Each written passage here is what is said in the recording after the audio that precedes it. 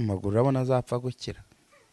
Aya maguru umuntu ananiwe kwivanaho ari Gasaro wenda ko yari kugura. Byose birashoboka kandi hejuru y'ibyo byose se ntiyari Imana ndimba.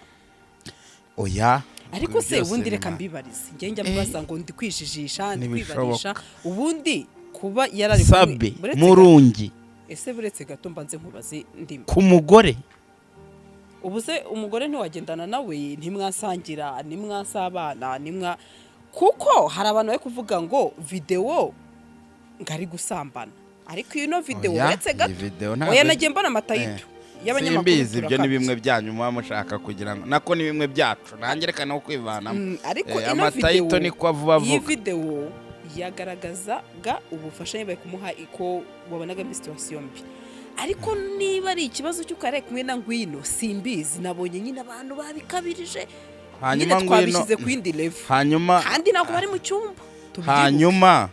Hanyuma we na Ngwino bahuriye he ko byashakuje bikavuga bati mpanga bati yerere bikavugwa cyane.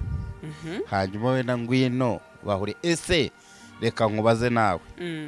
Ngwino ajya kuvuga ko ari umugabo we bamubajije umuntu yamubajije ku ruhande ngo mbese uyu ni umugabo wawe yego tuvuge ko wenda bihuriye ubwo ni umugabo we mu ruhe rwego avunitse avahe ahanutse muri etaje hariya wenda n'ubwoba yari afite n'igishyika cy'uko inshuti yivunitse ubwoba bw'iki hanyuma nyiri kuvunika yavunitse kubera ubwoba bw'iki yari avuye he bari bavuye he nicyo kintu ntarumva ntago ndamenya aho bari bavuye bavunitse bati Sabe ko agenda mu modoka akaba afite imodoka agendamo ko numvishe n'uriya mugore ngo yamuguriye imodoka ko ari byo narimaze ibisi numva reka mbivuge naratinye kuvuga ngo abantu batavuga ngo ni bimwe byanjye nawe.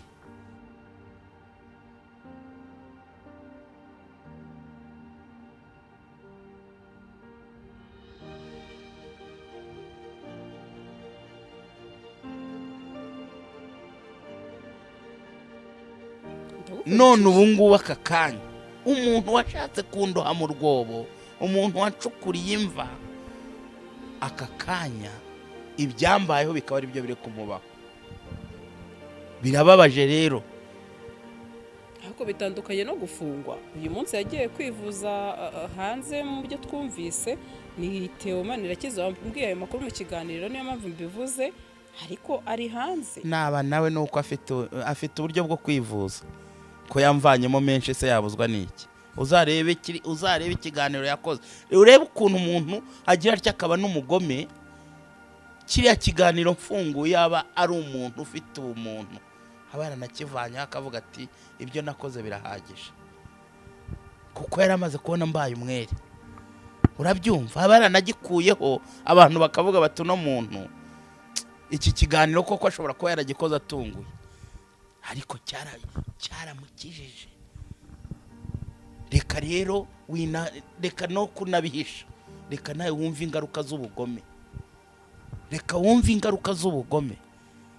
ntugire ngo ko atigize bumufatira Imana ihora ihoze Imana ihora ihoze uriya mugore usutamye imbere ye umufashe yaryamyeho ni uwande umugore we ndamuzi ngaho none humva ko twe dukunda abagore umugore we ndamuzi n'umuntu aramuhaje ngo ese ni umugabo wawe ngo ngo ni umugabo wanjye ni umugabo wawe ni umugabo wa ni inshoreke yawe kimwe n'abandi bose urumva.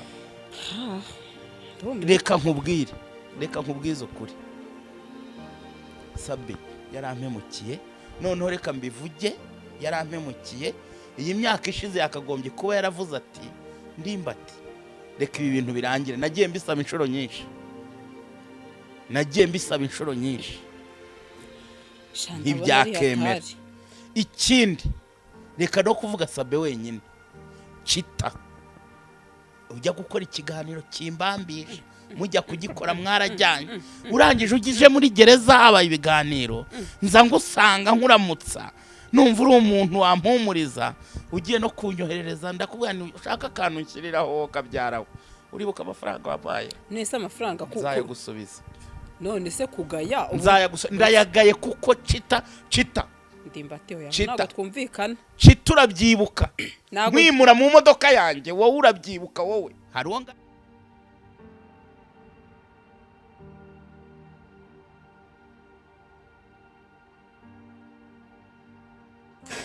hari igihe umuntu yicara akibaza ariko abanyarwanda ni iki twagomeye Imana? Rwanda ni iki wagomeye Imana? Kuki abanyarwanda duhura mu matiku y'urudaca adashira? Ejo yari Yago, none uyu munsi dore ni Sabe. Urumva nk'ibyo bintu Ndimbati ari kuvuga aho ngaho, urumva ko ibyo avuga yakorewe, ababimukoreye, intimba byamuteye, urumva nawe uko kwihimura afite muri iyi video avuga. Avuga nti ujya bucyana yandi niba umuntu ahuye n'ikibazo, reba uko umufasha, umube hafi, umurema agatima. Ariko niba hari abantu bafite ibintu by'ubugome, nabyo bigomba kujya ahagaragara, noneho bikagaragara, abantu bakabimenya, ibyo bintu bigashakirwa umuti. Hari ikintu navuze, niba udafite ijambo ry'Imana muri weho, udafite agakiza, ibintu byose ukora ushatse wabireka. Bino bintu reka mbivugeho kuko hari umuntu nabyeretse, ndamubwira ati nyamara dore ukuntu ibintu bimeze, dore ahantu ibintu bizagera. Ibyo bintu nibiba bizaba ari ikimenyetso kigaragara ko turi kugenda twegera byayo. Ntabwo ndi busubiremo ngo byinjiremo detail kuri detail, ariko reka twibaze tuti byakumarira iki kugira ubutunzi bwose bw'isi ariko umutima wawe ukaba nta jambo, nta gukiranuka ufite muri weho? Urumva ibyo bintu by'ubugome Ndimbati ari kuvuga, yaba ari Sabe, yaba ari Cita, ibintu bamukoreye bya bindi nakubwiye muri Zaburi 83, abantu bajya hamwe bagashaka kuzimya abandi. Njye ntabwo iki ibyo Ndimbati ari kuvuga nawe ko avuga nk'uwihimura, ahubwo nawe nakamubwiye nti ibyo bintu wanyuzemo, ibyakubayeho biguhe kubera abandi somo, ushaka Imana, ushakira ijambo ry'Imana, noneho abo bantu nabo ugenda bakura ubazana mu ijambo ry'Imana, mu ijambo ry'Imana. Hari ikiganiro nigeze kumva ku isi, umuntu umwe aravuga ati, ari kubaza Sabe, ko mbona utaza mu gakiza harabura iki? Kiriya cyari nk'ikimenyetso burya Imana ifite ukuntu ikora ikavugira mu bantu, mu migani, mu bintu. Imana ishobora gukoresha ubushobozi bwose bushoboka ikavugisha abantu, ariko bake nibo babyumva. Ugize Imana ukabona message y'Imana, hita ukanguka ushakisha Imana n'umutima wawe wose, n'imbaraga zawe zose, n'ubwenge bwawe bwose, noneho uyoboke inzira z'Imana. Dufate nk'urugero ibintu bigaragara kuri izo video, niba koko yarafashwe muri ibyo bintu, ni gute koko ushobora kuba umugabo ufite urugo ukajya muri ibyo bintu? Ntibishoboka, ntibishoboka, kereka niba isezerano wakoze ubutayemeranywa naryo, cyangwa iyo mpeta wambaye nta kikubwira. Iteka nujya kujya muri ibyo bintu, jya ureba impeta wambaye, urebe ibyo wasezeranye byose, uvuge ati ibi bintu ni icyaha. Gutsinda ibyo bintu rero ubitsinda ute? Ushobora kuvuga uti uri kwivugira cyangwa se n'uri umugabo numeze uti no. Ibanga ry'ubuzima ryo kugira ngo ucike mwene ibyo bibazo ririmo hano. Narakubwiye, nasomye ijambo ry'Imana gatatu kuva ku itangiriro kugera ku mpera. Ikintu usangamo ni iki rero? Iyo koko unyote kugira ngo umenye Imana, usinya kontra yo kugirana ibanga n'Imana aho kugirana ibanga n'abantu. Niko umuntu abitsinda. Reka mbigusubiremo. Usinya kontra y'ibanga n'Imana aho gusinya kontra n'umuntu. Uriya mugore wawe, umugabo wawe musinye na kontra burya ni ku mubiri, ariko uzi ubwenge ugatekereza kukareba kure, usinya kontra n'Imana. Kuvuga ati ubwo nsinye kontra n'Imana, Imana ikaba yanga ibintu runuka, guca inyuma mugenzi wawe. Bamwe n'ubise babyita no guca imbere, wamuca imbere, bamwe bavuga ngo ibintu ujya kumuca inyuma ngo kubera iki? Ngo wagiye umuca imbere, kugira nyine bazimize, babigire nk'ibintu bisanzwe biraho. nkavuga nti iyo kontra rero umaze kuyisinya n'Imana ukavuga ati Mana ndakwihaye ibintu byose nzajya nkora cyane cyane ibigendanye n'amategeko 10 y'Imana harimo ririya ryo gusambana n'ibiki byose ukavuga ati ibi bintu ntabwo nzabigerageza ninjya kubikora atari uko wenda nkunze uwo mufasha wanjye twashakanye ariko ari uko nkunze Imana. Ibyo narabigerageje bigerageza mu buzima bwa gisore mu gihe ugitegereje n'umuntu wawe wenda kugira ngo mube muri kumwe byarakunze birakora. Ushobora gusinya kontra n'Imana n'iryo banga kuvuga ati Imana ndasinye uyu munsi ko uyu muntu mpaye umufasha ntazamuca inyuma ntazigera na rimwe muhemukira Mana nibiba uzankanira urumpiri. Niryo banga rizaca abantu ku bintu by'ubusambanyi ngo bufite intera ihambaye cyane aho mu Rwanda nubwo ari ibintu biri ku isi yose, ariko iyo ufashe iryo banga ukarishyira mu mutima wawe iteka ryose ugahora wibuka ko ufite rya banga n'Imana, ntabwo ushobora kubitinyira. Kereka wenda niba uri mu gakiza ukagwa ukavuga ko wavuye mu gakiza byibuze ukavuga ati ndaberetse. Agakiza kagira amanivu, ushobora kwinjira mu mwuka uri mu mwuka cyane ukaba wagwa ukagenda ugwa. Iyo umaze kumenya ijambo ry'Imana ukamenya uko ibintu by'Imana bikora, iyo uri kugura bibona ubigenza ute? Ugomba guhita wirukankira mu ijambo nanone ukajya gusharija nk'uko bahora basharija batiri y'imodoka na batiri y'imodoka wenda yashaje bakayisharija, cyangwa se nk'uko basharija n'ibindi bintu kugira ngo babehe ingufu. Nawe ugomba kwisubizamo ingufu zo mu ijambo ry'Imana. Ko bimeze ibyo bintu birakora. Waba ugiye kuvuga ati reka nirukangire mu ijambo ronge kwihisha ukihishamo iminsi 3 rya jambo rikongera kwinjiramo ukongera ukibuka bya bintu byose, noneho bya kontra ukamera nkaho none wongeye kwisinya ubundi bushya. Ikindi kintu rero nabonye muri iyo video yandi batarimo aravuga ngo Chita ngo nawe ari mu bamuhemukira ibyo byose. Reka nkubwire, nugendana n'umuntu akiyita inshuti yawe magara ugakora ibintu bihabanye n'ukuri, yaba ukuri gusanzwe ko mu bantu gusanzwe tutagena mu ijambo ry'Imana, kuko benshi ijambo ry'Imana ntibarikozwa. Hari ibintu ubona ushobora gukora n'umuntu utari mu mwuka utari mu ijambo ukavuga ati ikintu nkoze cyangwa ikintu ngiye gukora ni kibi. Kubera iki? Dufite wa mutima nama Imana yadushyizemo, byanze bikunze utubwira ikibi n'ikiza. Kubw'iyo mpamvu nuramuka ugendanye n'umuntu akabishumiya akakwirirwaho akuzenguruka gutya, kandi hari umuntu abwiye ni ibi bintu uyu muntu ugenda kuri uyu mutipe ndabona atari gusa. Navuze n'ibindi bintu byinshi wenda ntavugira aha ngaha, wenda reka mbigire ibanga, ariko hari ibintu wanariza ukareba, hari ibintu umuntu akora ukanariza ukareba burya hari impano Imana yarahaye abantu ukareba ibikorwa by'ibi bintu, something's behind it, hari ikintu kibyishi inyuma, hari ikintu kibiri.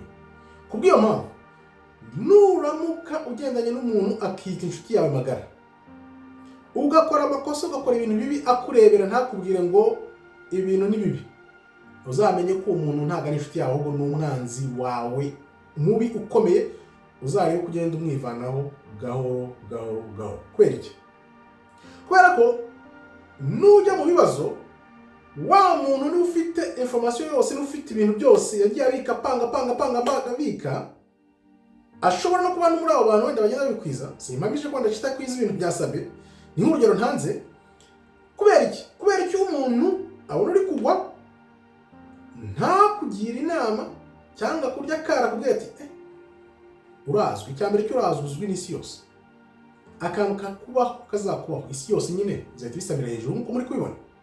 Niyo mpamvu umuntu usiyita inshuti yawe ntakubwire hakiri kare akibona ko ibintu uri gukora bizakugeza ahantu habi akakwikorera.